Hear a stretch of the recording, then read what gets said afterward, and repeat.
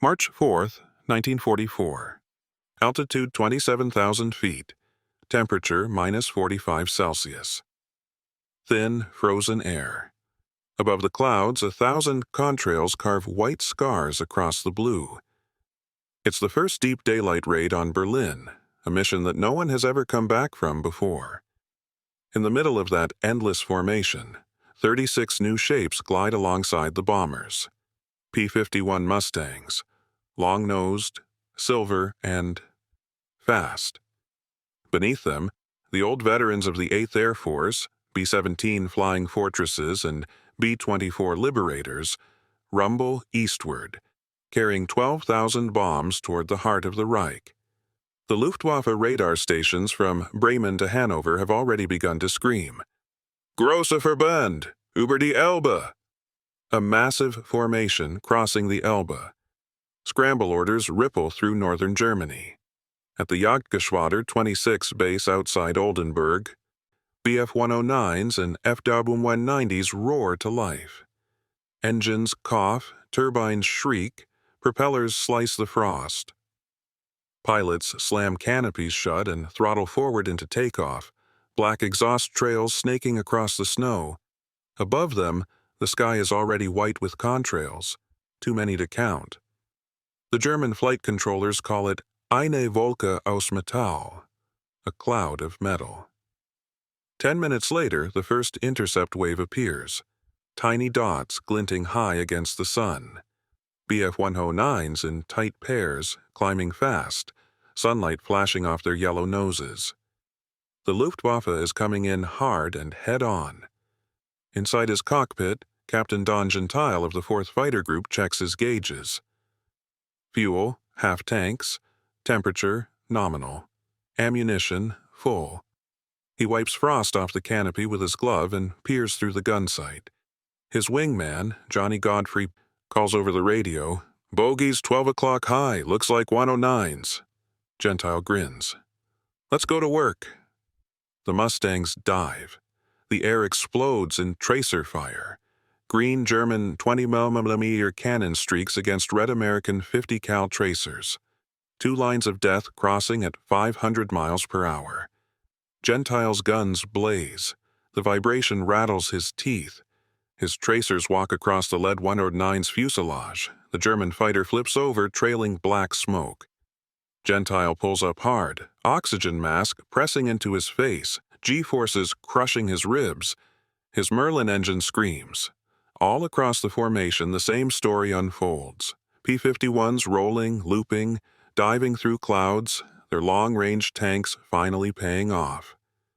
This time, they're not turning back over Aachen or Cologne. This time, they're following the bombers all the way to Berlin. From the ground, German civilians look up and see an impossible sight. Hundreds of American bombers and fighters overhead, unbroken, unstoppable, shimmering in the winter light. The sound is endless, like a storm made of engines. Above them, one Bf-109 pilot radios to base, "They have escorts now, must all the way." That single sentence marks the end of an era. For 5 years, the Luftwaffe has ruled Europe's skies. The Messerschmitt Bf-109, the sleek predator of Spain, Poland, France, has defined air combat. It was fast, agile, and elegant, the fighter that built aces like Galland, Mulders, and Hartmann. But on this day, the 109 meets something it can't outclimb, can't outrun, and can't escape. The P-51 Mustang is not faster by much, only by 40 miles per hour. It's not more agile at low speed, but it carries twice the fuel, twice the endurance, and an engine that sings at high altitude. What begins over Berlin is not just another dogfight. It's the turning point in the air war, the day the hunter becomes the hunted. For the first time since 1939, German pilots look up instead of down. And in that thin, frozen air above Berlin, the war for Europe's skies quietly changes owners. The fortresses will keep flying. The Mustangs will keep escorting. And the Messerschmitt, the fighter that once ruled the continent, will begin its long descent into history. For 5 years, the Messerschmitt Bf-109 was the king of Europe's sky. Its silhouette, the sharp nose, the narrow wings, the black cross, became the symbol of German mastery. To the outside world, it seemed untouchable. When the war began in 1939, the 109 outflew everything it met. Over Poland and France, it was a hawk hunting pigeons. In 1940, during the Battle of Britain, it fought Spitfires to a standstill. German propaganda turned it into a myth, the perfect machine flown by perfect pilots. The aircraft itself was a paradox. It looked delicate, but struck with precision. Its Daimler-Benz DB601 engine gave it a top speed of over 350 miles per hour at a time when most Allied fighters struggled to reach 300. Its 20mm cannon could tear apart bombers with a single burst. Its light frame made it climb like lightning. The British called it the Me, short for Messerschmitt, and they feared it. But beneath the myth was a design philosophy built on limits. The Bf-109 wasn't designed for range or comfort. It was a short-range interceptor, meant to scramble quickly, fight above its own airfields, and return within an hour. It carried just 400 liters of fuel, barely enough for 30 minutes of combat beyond the front. It had narrow landing gear that buckled easily on grass runways. The cockpit was cramped, visibility poor, the canopy framing thick. The Luftwaffe didn't care. In 1939, they didn't need endurance. They fought over Europe's heartland, never far from home. But war evolves faster than pride. By 1943, the 109's limitations were catching up with its legend. The same engine that once made it untouchable was now suffocating under high-altitude combat. Bombers flew higher, faster, deeper. The 109 could still climb, but not for long. Its small internal fuel tanks gave it the stamina of a sprinter in a marathon. The Luftwaffe tried to compensate with new variants, the Bf-109G Gustav, armed with heavier guns and a more powerful DB605 engine. On paper, it matched the best Allied designs. In practice, it became heavier, slower, harder to control. The extra firepower came at the cost of agility, the very thing that had made the 109 legendary. Meanwhile, its pilots were changing. In 1940, a German ace averaged 250 flight hours before seeing combat. By 1944, new pilots arrived with less than 40 hours. Many had never fired their guns in live combat. The 109's performance didn't just depend on engineering, it depended on experience, and experience was dying faster than it could be replaced. Still, German propaganda clung to the old myth. Newsreels showed sleek Messerschmitts rocketing into the sky, intercepting lumbering American bombers.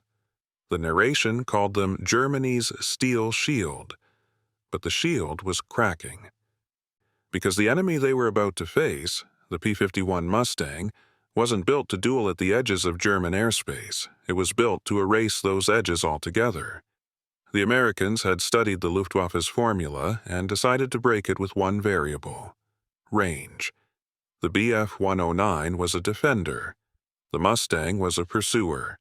One flew to protect what was left of the Reich. The other flew to end it. Yet even as the tide turned, the legend of the Messerschmitt refused to die. Allied pilots who fought against it often admitted it was still a killer. At low altitude, in the hands of a veteran, the 109 could still turn inside almost anything. Many Mustangs fell to those old claws, but the duel had changed rules. Battles were no longer fought over the Channel or the front lines, they were fought over Berlin, Leipzig, Munich. The 109 could still win a fight, but it couldn't win a war.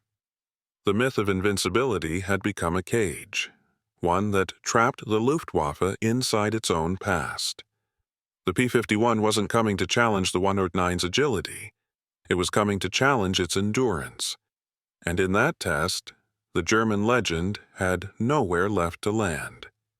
The two fighters that would decide Europe's skies were born from opposite worlds, one from necessity, the other from opportunity. In 1935, Willie Messerschmitt was already famous for breaking aviation rules. His philosophy was minimalism. Build light, make fast, trust the engine. At his Augsburg workshop, engineers carved every ounce of excess from the prototype that would become the Bf-109. It had retractable landing gear, an enclosed cockpit, and a monocoque fuselage. Features revolutionary for their time. To the Luftwaffe, it was a miracle of speed and simplicity. The 109 wasn't elegant, but it was efficient. It could be mass-produced, repaired in the field, and flown by anyone with courage and reflexes. By the time Germany invaded Poland in 1939, over 1,000 Bf-109s were already in the air, a mechanized swarm of precision. Across the Atlantic, the United States had nothing like it. In 1940, America's fighters, the P-40 Warhawk and P-39 Airacobra, were blunt instruments. Good at ground attack, bad at altitude. The British, desperate after the Battle of Britain, approached North American aviation to build P-40s under license. North American's president, James Dutch Kindleberger, refused. He told the British Air Purchasing Commission, "Give us 120 days and we'll build you something better." They did it in 117. The result was the NA-73X, the prototype that would evolve into the P-51 Mustang. It flew lower, faster, and farther than anyone expected. But it had one fatal flaw. Its Allison V1710 engine gasped above 15,000 feet. At bomber altitude, it was powerless. The British admired the design but dismissed it as a low-level fighter. Then came the breakthrough, the Rolls-Royce Merlin engine. The same power plant that made the Spitfire legendary was dropped into the Mustang's long, streamlined frame. The result was something entirely new, an aircraft that could climb like a Spitfire, dive like a Thunderbolt, and fly twice as far as anything else in the sky. In wind tunnel tests, the Mustang's laminar flow wing reduced drag by 15%, giving it unmatched range. The engine's supercharger allowed performance beyond 30,000 feet. And with 6 Browning 50 caliber machine guns, it packed enough firepower to shred a bomber or a fighter in seconds. If the Bf-109 was a scalpel, the P-51 was a machine built for endurance, the perfect blend of speed, altitude, and reach. But the real secret wasn't the engine or the guns. It was fuel. With 2 drop tanks slung beneath its wings, a Mustang could escort bombers from England to Berlin and back, 1,300 miles. That single number rewrote the map of the war. For the first time, Allied bombers could fly deep into Germany without being abandoned halfway. The Luftwaffe's advantage, fighting over home territory, evaporated overnight. Germany's design philosophy had been born in a Europe of short distances and quick strikes. America's was born in a continent of vast frontiers. One produced short-legged perfection. The other produced long-range inevitability. By 1944, those philosophies were colliding at 25,000 feet. The Messerschmitt's controls were stiff at high speed, its takeoffs treacherous. The Mustang was smooth, balanced, and forgiving, the kind of machine that turned average pilots into professionals. German engineers, once decades ahead, were now fighting physics and fuel. Each 109 that took off burned aviation spirit the Reich couldn't replace. Each Mustang that left England rode a logistical empire that never stopped building. Both planes were designed to win wars, but only one was built by a nation that could afford to learn through failure. The 109 had been perfected in the hands of aces. The P-51 was perfected by assembly lines. As they climbed into the same sky in 1944, the duel between them wasn't just about speed or skill. It was a contest between ideologies, precision versus production, tradition versus system, and above all, between a machine built to defend what was left and one built to take everything away. War, at altitude is arithmetic with wings. Every pilot, every engine, every gallon of fuel becomes an entry in a lethal equation. By 1944, the numbers favored one side, not by chance, but by design. The P-51 Mustang was the product of industrial mathematics. Top speed, 437 miles per hour at 25,000 feet. Range, 1,300 miles with drop tanks. Climb rate, 3,200 feet per minute. 650 caliber Browning machine guns, 1,780 rounds total. Cost per unit, $51,000, less than 1/10 the price of a B-17. The Bf-109G, Germany's mainstay, could still fight hard. Speed, 398 miles per hour. Range, barely 410 miles. Armament, two 13mm machine guns and a 20mm cannon. Each weighed nearly as much as the Mustang, but carried half the fuel. On paper, the 109 could outclimb and outturn the Mustang below 15,000 feet. But that airspace didn't matter anymore. The war had moved higher. The Mustangs fought where the bombers flew, where thin air starved the German engines and the sun blinded their gun sights. Fuel, not bullets, decided most duels. A Mustang could stay in combat for hours. A 109 had minutes. German pilots often broke off mid-battle, not from fear, but from fuel starvation. In the spring of 1944, the average Luftwaffe sortie lasted 40 minutes. The average Mustang sortie lasted 3 hours. That difference changed everything. The Mustang didn't need to win every fight. It only needed to stay, to be there when the bombers arrived, and to still be there when they came home. The Luftwaffe's edge, built on experience, was dying by attrition. In 1940, the average German fighter pilot logged 250 flight hours before combat. By 1944, that number had dropped to 20. For many, their first combat mission was their last. Training collapsed under the pressure of fuel shortages. Synthetic fuel plants were bombed relentlessly by the very Mustangs and fortresses they were trying to stop. By late 1944 to 44, Germany's total aviation fuel production had fallen by 90%. Each new pilot represented a smaller investment. Less fuel, less training, less survival. The Mustang pilots they faced, by contrast, were products of a system that never ran dry. Americans trained over the endless plains of Texas and Arizona, logging 300 to 500 hours before combat. Their logistics officers measured sorties not in bravery, but in gallons. Even the losses reflected the same asymmetry. A downed German fighter meant a dead pilot. A downed Mustang often meant a captured one, alive, waiting to fight again in weeks. The Bf-109's myth of quality faced America's empire of quantity. But this wasn't crude mass production. It was engineered reliability. Each Mustang's engine could run for 1,000 hours without major overhaul. The DB-605 in the 109 lasted barely 100. The 109's cannon shells tore bombers apart, but its maintenance tore Germany apart. Every sortie drained a system already starving. And the kill ratios told the final story.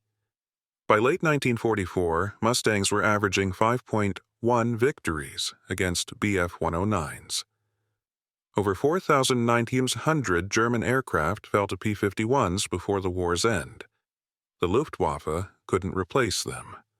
Factories still built planes, but they sat without pilots, or without fuel, or both.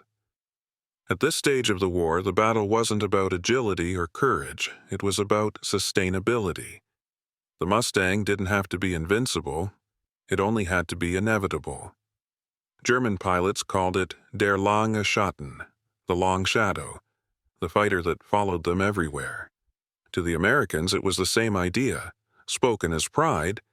The Mustang could go anywhere the bombers went, and anywhere the enemy tried to run. When the math of the sky was complete, it showed a truth no ace could deny. Speed wins moments. Range wins wars. And by 1944, the Bf-109 was fast, but out of time. March 4, 1944, the morning the Luftwaffe realized the war had changed. Before dawn, the runways of southern England glowed with lanterns and exhaust. At the 4th Fighter Group's base in Debden, mechanics warmed the Merlin engines of 118 P-51 Mustangs, their propellers spinning halos through the fog. Pilots checked oxygen lines, tightened gloves, and pulled maps marked with one word: Berlin. No Allied fighter had ever gone that far before. For years, the bombers had flown into Germany unguarded, cut to pieces by Bf-109s before reaching their targets. Escort range had always been the limit. The Luftwaffe relied on it. Its entire defensive system was built on that invisible wall. That wall was about to collapse. At 8:30 a.m., the Mustangs lifted off. Their wing tanks bulged with 150 gallons of extra fuel. Climbing to 27,000 feet, they formed above the bomber stream, B-17s from the 1st and 3rd Bomb Divisions, nearly 700 aircraft in total. Below them stretched the gray rivers of Europe, the Rhine, the Weser, the Elbe. At 10 Hohenquach, German radar picked them up. The report spread through command posts from Hanover to Berlin. Massive daylight raid, heading east, altitude 8,000 meters. Sirens howled in the capital. Colonel Hermann Graf of Jagdgeschwader 50 scrambled his Bf-109G from the field at Erfurt. As he climbed, he saw the contrails, hundreds of them, a solid ceiling of white. His radio crackled with chatter from other squadrons. Bandits, many, too many. Graf squinted through the glare. He expected bombers. What he saw instead made his stomach drop. Silver fighters, dozens, high and wide, keeping formation. They weren't turning back. For the first time, the Luftwaffe realized the Americans had escorts all the way. At 10:17, the two forces met. The sky over Oschersleben turned into geometry, intersecting trails, twisting loops, gunfire tearing through vapor. Gentile and his wingman Godfrey dove out of the sun, their Mustangs slicing through the German formation. Gentile's guns roared. 650s hammering at 1,200 rounds per minute. His tracers found a 109 climbing beneath him. 2 hits to the engine, 1 to the canopy. The German fighter burst into flame and spun down in pieces. Another 109 came straight at him, cannon flashing green. Gentile rolled hard right, missed the stream by inches, and fired a split-second burst as they passed head-on. The Messerschmitt disintegrated. In 20 seconds, 2 kills. The radio filled with chaos. "I've got one on my tail. He's diving. Take him. Splash another." The Mustang squadrons broke into pairs, working in precision patterns drilled over months. High cover, low cover, rolling turns. Every move a calculation. The Luftwaffe fought hard. Many of its pilots were veterans from the Eastern Front, still deadly in one-on-one combat. But they were outnumbered, outgunned, and worst of all, outranged. When their fuel warnings blinked, they had to break off, diving for home. The Mustangs followed, gunning them down as they ran. From the ground, civilians in Berlin watched contrails boiling overhead. White threads crossed black smoke as bombers dropped in 1,600 tons of explosives on rail yards and aircraft plants. German flak crews fired until their barrels glowed red. Above it all, the duel continued. 109s climbing through flak bursts, Mustangs diving past bombers to intercept them. At 12:40 p.m., the bombers turned for home. Normally, this was when the slaughter began, the long, unguarded retreat. But now, the P-51 stayed with them, over the Elbe, over Hanover, over the North Sea. Gentile's wingman looked over and grinned through his oxygen mask. "First ones to Berlin and back," he said. Gentile just nodded. too tired to speak. They landed at Debden after 7 hours in the air. Mechanics ran out to meet them. Their Mustangs were filthy with soot, wings streaked with oil, gun barrels scorched. Gentile climbed out, stiff, and pulled off his gloves. They had lost 6 planes. The Luftwaffe had lost 41. That night, Allied radio broadcasts announced, "Today, American fighters escorted bombers to Berlin and home again." The news hit the Reich like a thunderclap. For the first time, Germany's capital was within daylight reach. There was nowhere left to hide. In his diary, Luftwaffe General Galland wrote, "It is now clear that the enemy controls the air. The war will be decided in the skies, and we no longer decide them." The Mustangs hadn't just won a battle. They had changed the equation. From that day forward, no German city, no train, no oil depot was beyond reach. The Americans didn't need to outfly the Luftwaffe anymore. They only needed to outlast it, and the Mustang could fly forever. By the summer of 1944, the Luftwaffe was running out of everything: fuel, pilots, altitude, and time. The great German Air Force that once ruled the continent was collapsing not from a single defeat, but from the invisible math of exhaustion. Each month it lost 25% of its frontline pilots. The replacements arriving at the bases in France and Germany were teenagers, boys with 40 flight hours, barely enough to control a fighter at altitude, let alone survive in combat. Their instructors told them the truth in whispers: your first mission is the hardest, and usually your last. The problem wasn't courage, it was logistics. The P-51 had turned endurance into a weapon, and the Luftwaffe couldn't match it. Before the Mustang's arrival, Germany's defensive strategy was built on proximity: fight close to home, conserve fuel, land, refuel, and scramble again. But now, the battlefront was the entire sky. Mustangs hunted 109s over Berlin, Leipzig, Munich, even the Czech border. There was no safe airspace, no rest, no resupply. For every hour of flight time, the Luftwaffe needed 12 hours of maintenance. Its fuel production, already crippled by Allied bombing, fell by 70% after raids on Leuna and Pulitz. Synthetic oil plants that once produced the lifeblood of the Luftwaffe now burned day and night. A German ace named Heinz Baer remembered watching his squadron grounded by lack of fuel. "We had aircraft, we had weapons, but we had no gasoline. The war in the air was over before we admitted it." Meanwhile, the Mustangs kept multiplying. American industry poured out 15 P-51s for every 109 Germany built. Pilots were rotated, rested, retrained. Engines and parts were replaced with conveyor belt precision.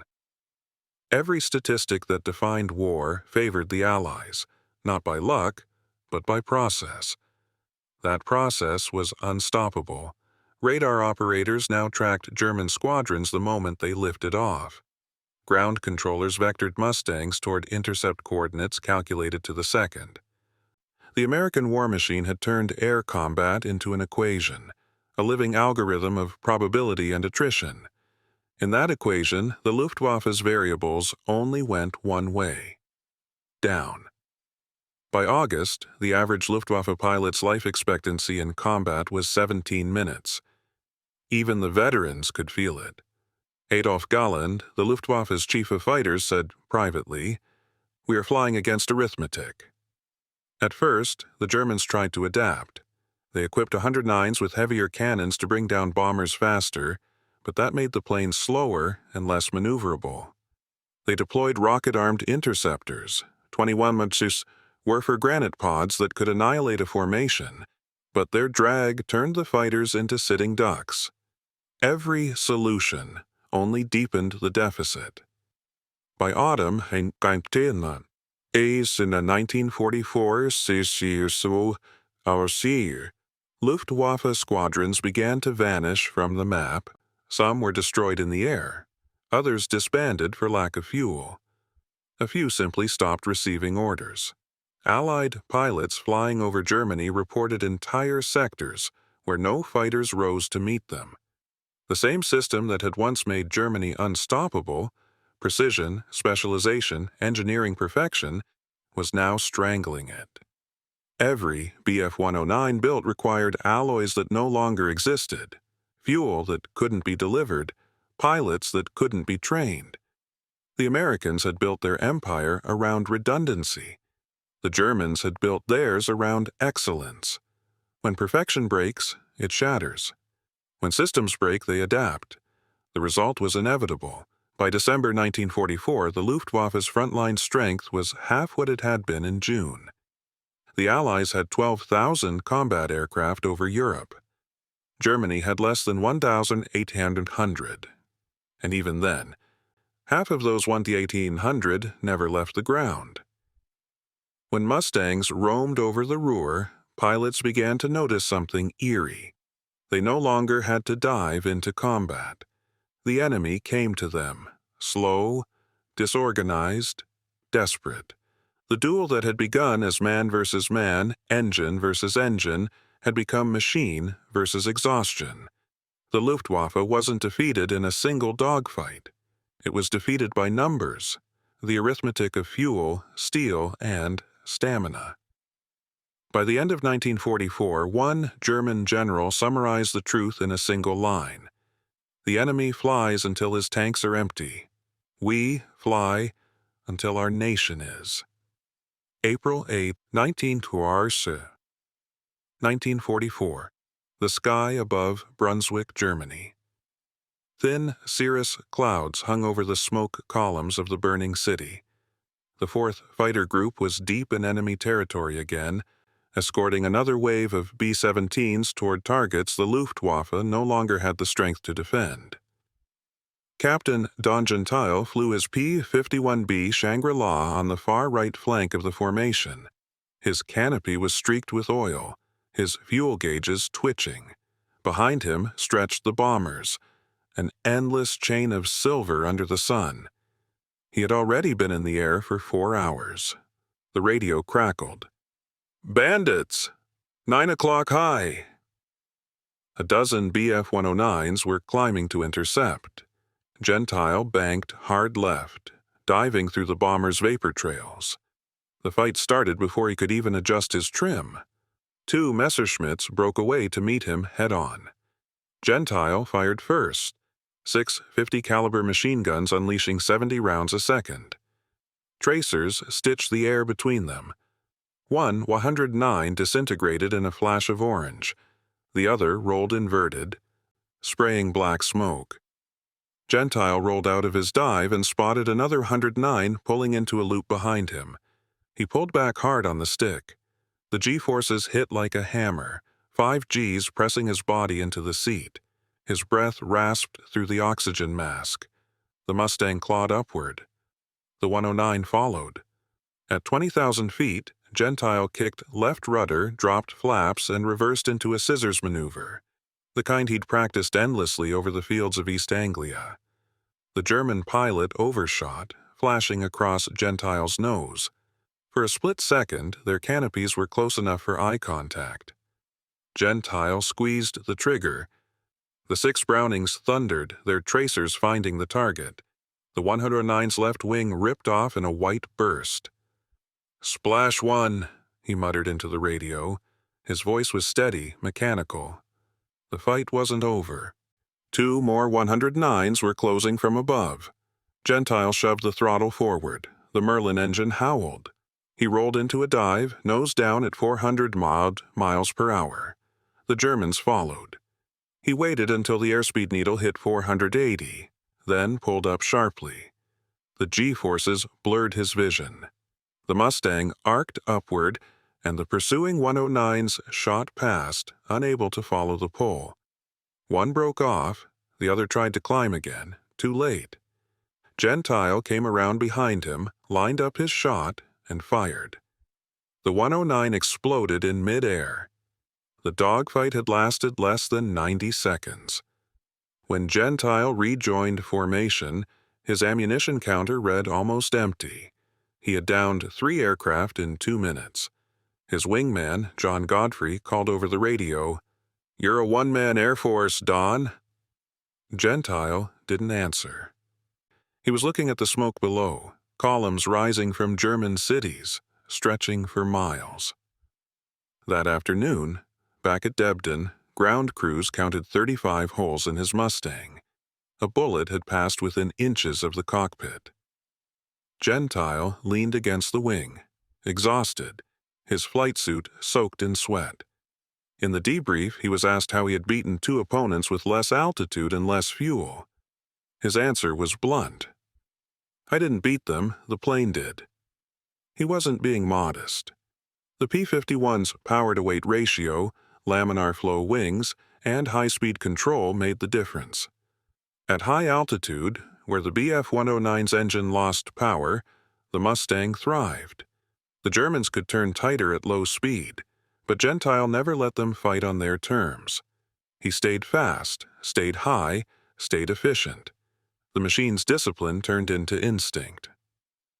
That duel became legendary, captured by war correspondents as the longest duel because of the distance, not the time.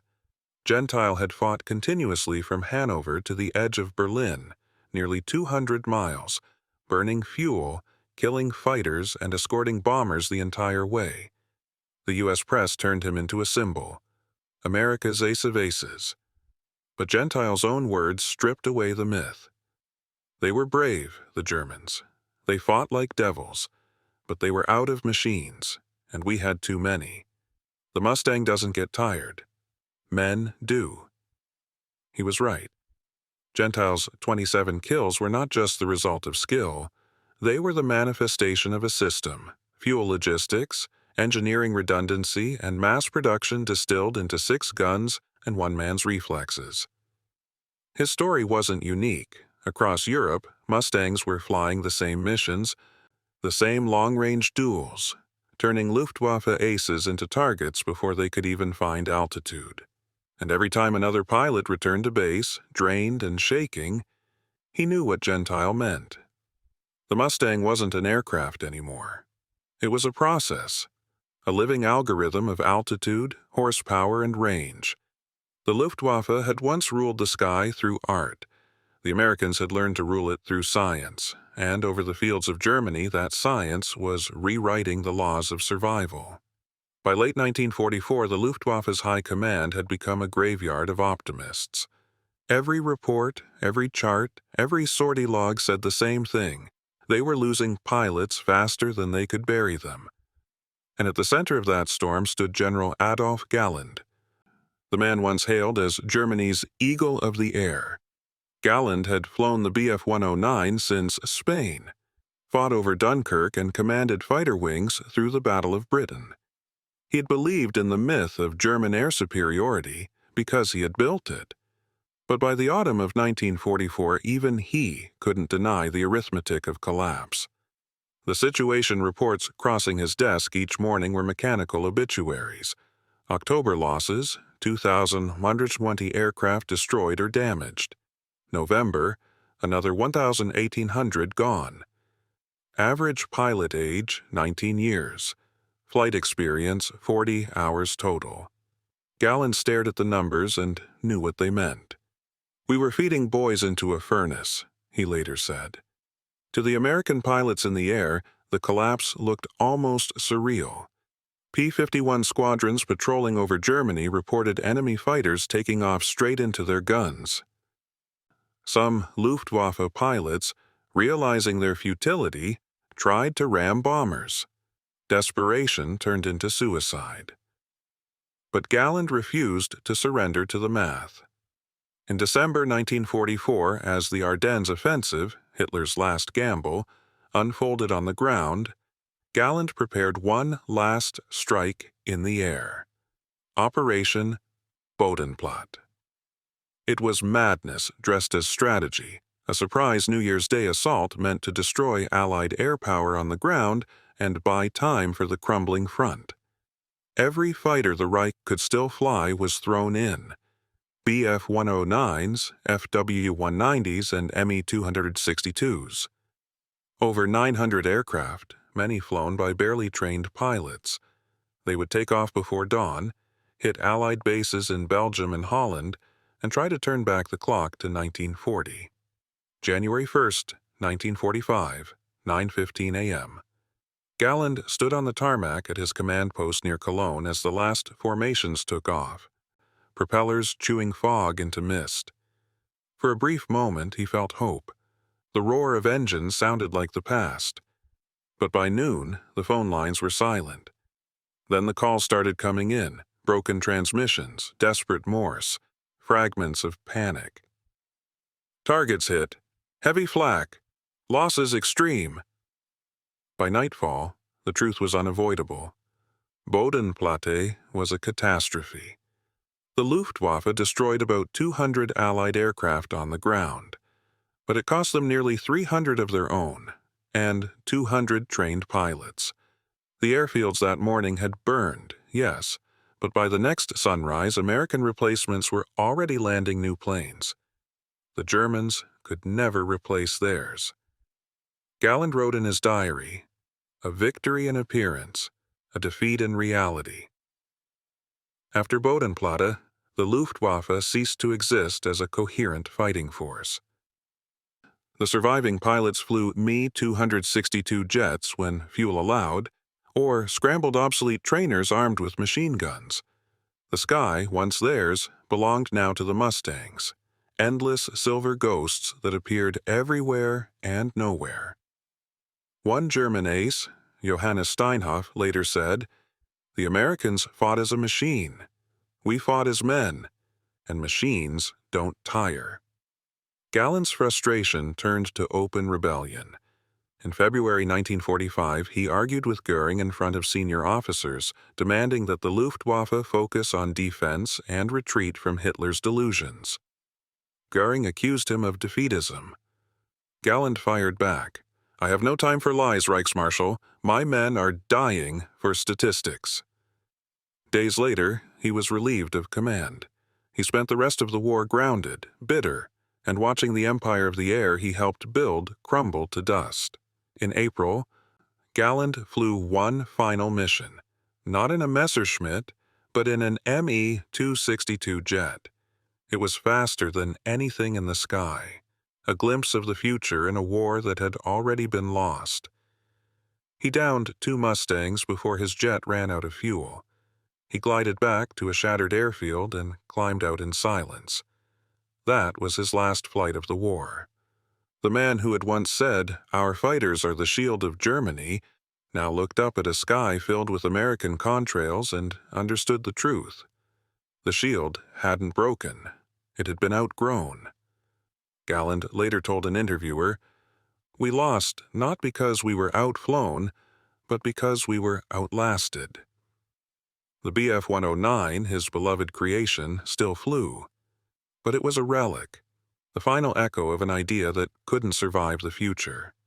By the time the Mustang roared over Berlin, Galland's Luftwaffe had become a shadow of its own legend, a great predator running out of air. In that shadow, the duel was over. The rest was aftermath. By May 1945, Europe's skies were silent except for the deep, even hum of Merlin engines.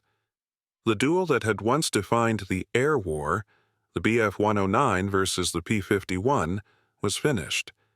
The outcome was written not in dogfights, but in the numbers of who could keep flying when everything else was burning. The Bf-109 had begun the war as a symbol of invincibility. It ended it as a museum piece. From 1939 to 1945, Germany built over 34,000 of them, an extraordinary achievement for a nation under siege. Yet most never left the ground. Many were destroyed in raids before they could take off.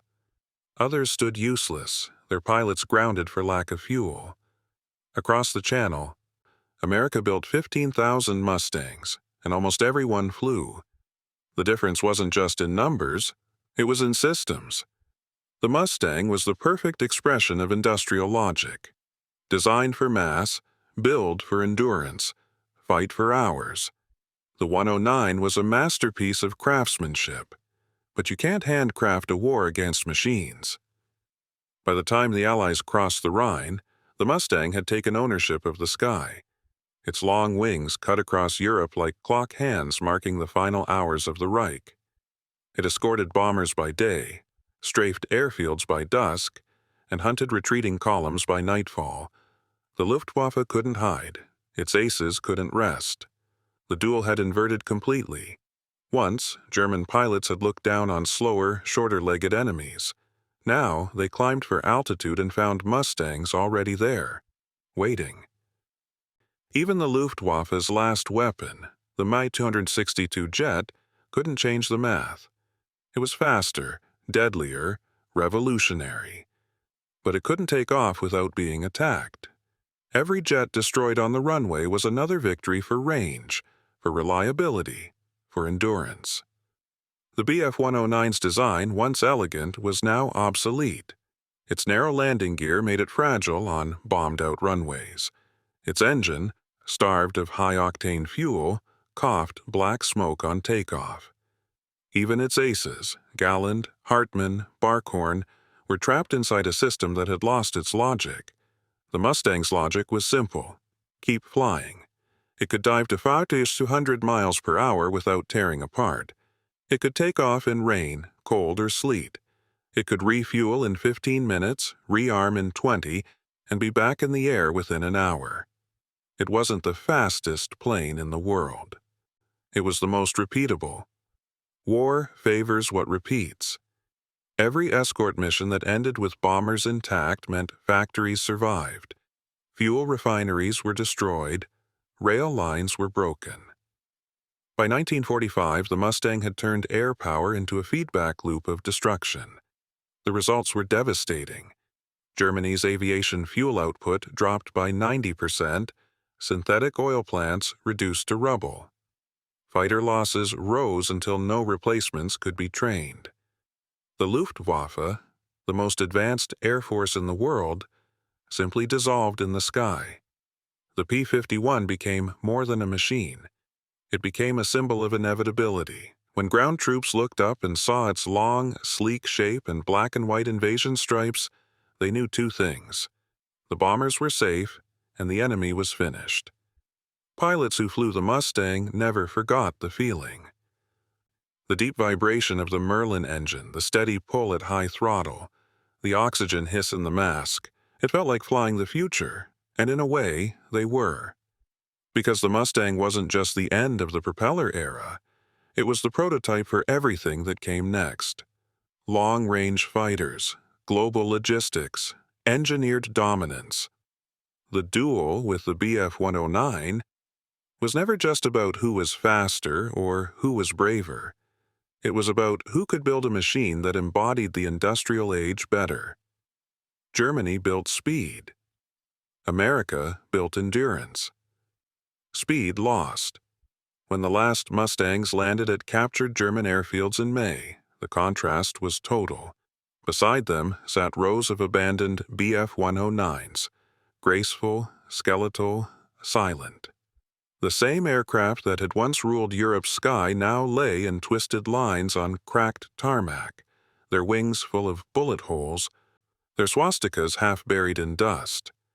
A few German mechanics wept as they watched the Mustangs taxi in.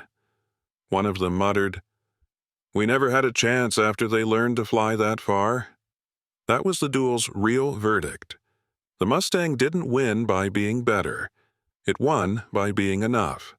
Enough range, enough reliability, enough to stay airborne while the rest of the world ran out of fuel and hope. The Bf-109 taught the world how to fight. The P-51 taught it how to win. And together, they ended the age of heroes and began the age of systems. When the last P-51s circled over Berlin in the spring of 1945, the war was already a corpse. The city below, nothing but smoke and stone. Yet above that destruction, the Mustangs still flew their perfect patterns, engines droning like clockwork, guarding bombers that no longer had enemies left to fight. It was the end of one age and the reluctant beginning of another. Scattered across the wrecked airfields of Bavaria and Thuringia, Allied troops discovered the next evolution of flight. Me-262 jet fighters, sleek and silver, still gleaming under layers of ash. Some were intact, some burned, others half-finished. Their swept wings and twin turbines whispered a truth everyone in aviation already felt. The piston engine had reached perfection, and perfection was about to be replaced. The P-51 had been the master of its world, the final evolution of propeller flight, the absolute victory of endurance, engineering, and industrial might. But those abandoned jets hinted at something colder. Speed beyond sound, altitude beyond breath. Wars fought not in bravery, but in acceleration. The Mustangs would keep flying for a few more years, in Korea, in National Guard squadrons, in air shows that celebrated the glory days of piston power. But every pilot who climbed into that bubble canopy knew the truth. Their era had ended in triumph, but it had ended. The duel that had decided Europe's skies, Mustang versus Messerschmitt, wasn't just a victory. It was the closing argument of a technological age. One that had proven that endurance wins wars, and that machines, once perfect, must die so faster ones can take their place. Somewhere on a captured airfield, a Mustang and an Me-262 sat side by side, wings nearly touching. Two generations of flight, one defined by mastery, the other by inevitability.